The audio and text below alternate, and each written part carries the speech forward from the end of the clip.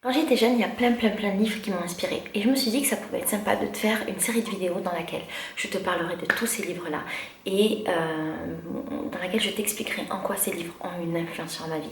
Et le premier livre dont je vais te parler aujourd'hui, il s'appelle Vendu et il a été écrit par Betty Mamoudi. Vendu, c'est une histoire vraie, c'est un livre que j'ai lu quand j'étais adolescente. Il m'a énormément marquée. Il m'a même beaucoup traumatisée et je vais t'expliquer pourquoi. Vendu, c'est l'histoire de deux adolescentes britanniques d'origine yéménite. Elles ont 14 et 15 ans. Et en fait, pour l'été, leur père leur propose de les amener au Yémen. Elles y vont de bon cœur, elles sont trop contentes, la vie est trop belle. Sauf qu'en fait, quand elles arrivent au Yémen, leur père les vend à des Yéménites. Ce qui est terrible et horrible. Elles sont donc vendues et mariées. Le truc, c'est que les deux sœurs, elles ont deux caractères différents. La première accepte son sort et la deuxième va se battre contre ce mariage, contre son père et contre ses conditions.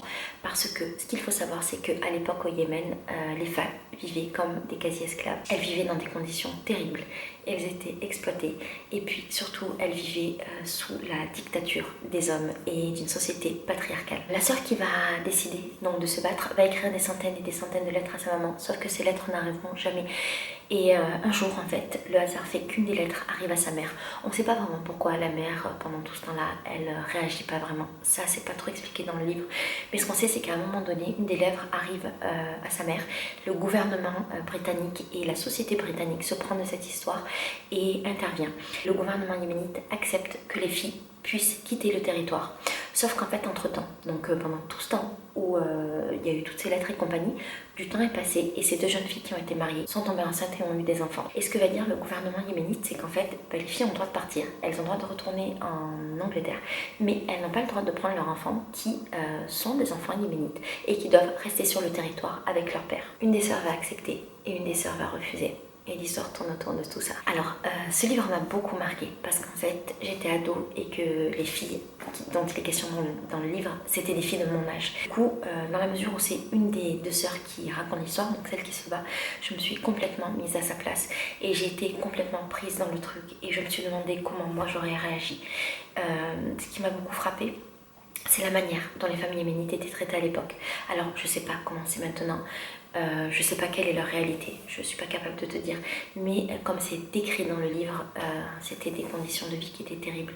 Et je pense notamment à l'extrémisme religieux dont il était question au Yémen à cette époque. Encore une fois, je ne sais pas si c'est toujours le cas maintenant, mais en tout cas, l'extrémisme religieux qu'il y avait à cette époque et dont il est beaucoup question dans le livre. Ce que j'ai trouvé très intéressant et très touchant, c'est le fait de voir qu'en fait, c'est arrivé à deux jeunes filles complètement classique et ces deux jeunes filles, en fait, ça pourrait être n'importe qui, ça pourrait être moi, ça pourrait être toi, ça pourrait être notre voisine et ça, j'avoue que c'est quelque chose qui m'a beaucoup marqué, le fait que ta vie puisse basculer comme ça du jour au lendemain et que tu puisses être une fille qui a grandi dans une société occidentale classique avec une éducation classique et parce que ton père est complètement taré, te retrouver dans cette situation là où tu es vendu comme du bétail, en fait, comme un animal, tu es vendu à un homme dans un autre pays. Dans le livre, en fait, on voit vraiment leur évolution, leur manière de penser et comment l'une accepte son sort directement, accepte les conditions de vie et s'adapte à son mode de vie, et comment l'autre résiste en permanence et la manière qu'elle a de résister, comment elle formule cette résistance au quotidien, par quel acte. Et c'est intéressant de se poser la question, quel genre de personne j'aurais été. Parfois on croit qu'on est l'une et en fait on est l'autre quand on est face à des situations ou inversement. Et moi je me souviens à l'époque avoir été totalement révoltée et m'être dit que j'aurais résisté. Mais en vérité je sais même pas si j'aurais eu la force qu'a eu celle qui a résisté. Et je sais même pas en fait laquelle des deux a raison, tu vois. Je pense que toutes les deux d'ailleurs, maintenant que je suis plus grande, je pense que toutes les deux elles ont à la fois tort et raison. Elles ont totalement raison, l'une a totalement raison de se défendre, raison. Et l'autre, dans un sens, peut avoir totalement raison d'accepter son sort. Parce que entre le moment où elle a été vendue et le moment où elle est potentiellement libérable, elle est devenue mère et en fait ça change complètement la donne. Donc elles ont toutes les deux raison. Et pour plein d'autres raisons, elles ont aussi toutes les deux tort parce que c'est terrible d'accepter son sort et on ne devrait pas accepter son sort quand il ne nous convient pas ou quand il est aussi horrible que ce que vivent ces deux jeunes filles et surtout quand il est aussi injuste. Et elles ont tort aussi, et notamment celle qui décide de partir et de laisser son enfant parce que elle aussi elle est devenue mère et que c'est un choix terrible qu'elle fait. Après je peux pas me permettre de juger parce que je ne suis pas mère et que je n'ai pas été dans ces conditions-là. Mais voilà, c'est hyper intéressant de voir qu'il n'y a pas du tout blanc ou du tout noir et qu'il y a une zone grise qui est en fonction de chacun, de chacune et de ce qui est important ou pas pour nous, de nos priorités ou pas. Pour l'une, ça va être la liberté, pour l'autre, ça va être la maternité. Et c'est intéressant aussi de se poser la question sur la maternité. Est-ce que le rôle de mère prévaut ou pas sur la liberté? C'est une réponse que j'ai pas, bien entendu, je suis pas mère. Puis en même temps, ma réponse à moi, elle n'est pas importante, elle n'est pas intéressante. Mais c'est une question qu'on n'a pas souvent l'occasion de se poser. Et là, elle est totalement exploitée dans le livre. Et c'est super intéressant de voir justement comment les deux jeunes filles répondent différemment à cette question-là, alors qu'elles ont la même éducation et qu'elles viennent du même milieu.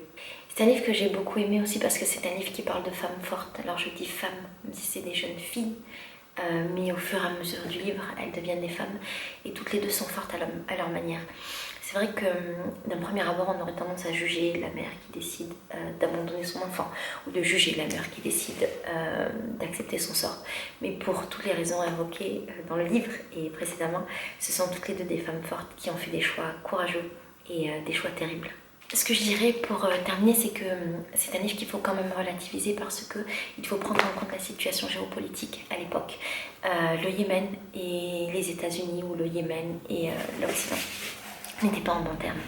Et donc, il est possible, je dis bien il est possible, j'ai pas de garantie, il est possible que ce livre soit orienté pour montrer une société yéménite très négative. Alors, encore une fois, moi je suis pas une experte en géopolitique, mais je pense que c'est quelque chose qu'il faut prendre en compte quand on le lit et que peut-être il faut avoir du recul parce que ça reste un témoignage et qu'on ne peut pas être sûr de tout ce qui est dit dedans, de tous les faits, qu'est-ce qui est avéré ou pas, qu'est-ce qui est vrai ou pas, qu'est-ce qui est influencé ou pas, la question du souvenir aussi, comment le souvenir il est influencé ou pas.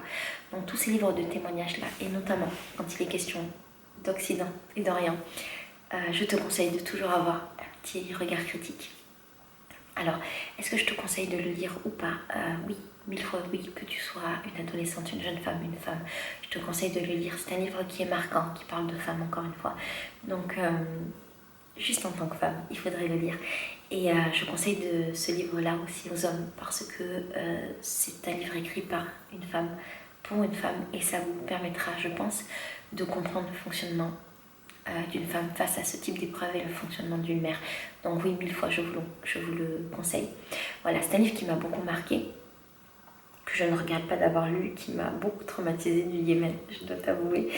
Et peut-être que j'irai là-bas un jour, je sais pas. Peut-être que je ferai plus de recherches sur ce pays. Mais voilà, c'est un livre que je ne regrette absolument pas d'avoir lu à l'époque. Je te laisse sur ça. J'espère de tout mon cœur que tu le liras, que tu me diras ce que tu en as pensé ou pas. Bon, en tout cas, je te fais des gros bisous et lis des livres, c'est important. Lis tout le temps. Je t'aime fort, à demain.